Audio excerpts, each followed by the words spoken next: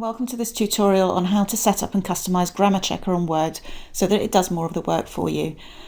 This demonstration uses Word 2013, but it's very similar in other versions of Word, so don't worry if you've got a different version. So here I've got a document that I want to check. First thing I'm going to do is go into File and Options, and then into the Proofing tab. And you'll notice down at the bottom here that the writing style drop-down menu, the default is grammar only. So I'm going to change that to grammar and style. And if I click on the settings button, that tells me what it's actually picking up now and what I've changed. So there are some options at the top to do with punctuation, and these are all of the grammar options.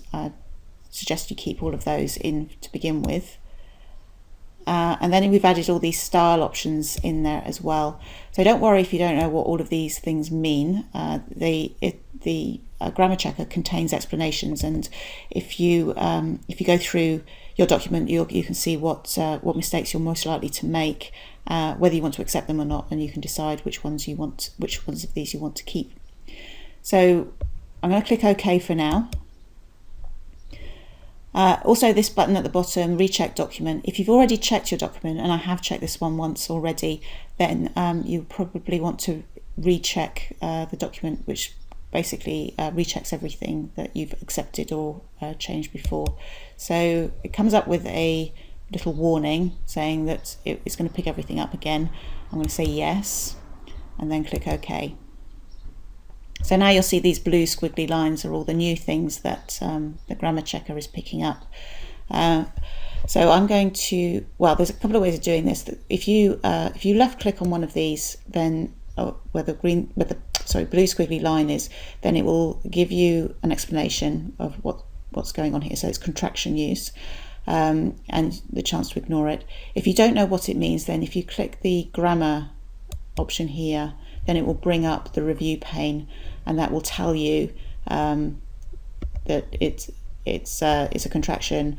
You can choose to ignore it, and this is what the problem is.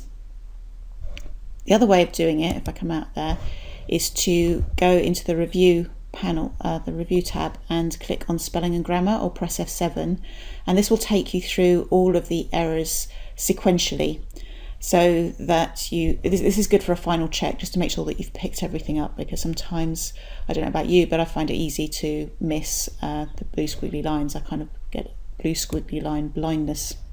So I'm going to highlight that little bit of text. I don't want to go through the whole document because we'll be here all day, so I'm just going to highlight that little bit, and then spelling and grammar, and it will take me through each of the things that it's picking up. So I'm going to ignore that. This is a contraction, but because I wanted to get across a friendly tone, I'm quite happy to use contractions in this document. It's a training document, it's not too formal, so I'm going to ignore that.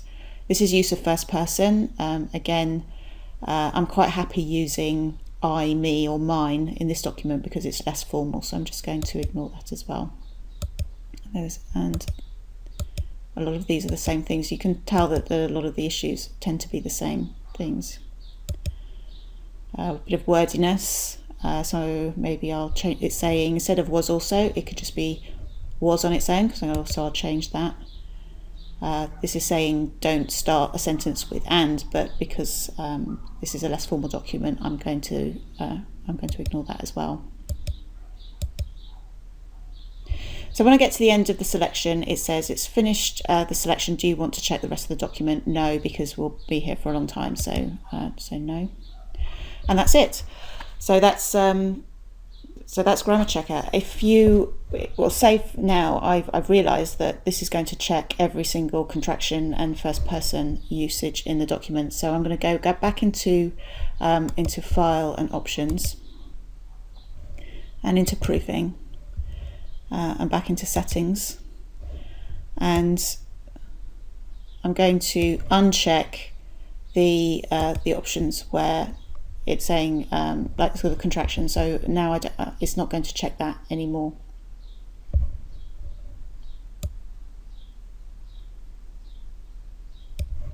The other one is use of first person, so I'm going to uncheck that one as well. So now when I click OK and OK, then now you can see it's no longer picking up those issues in here.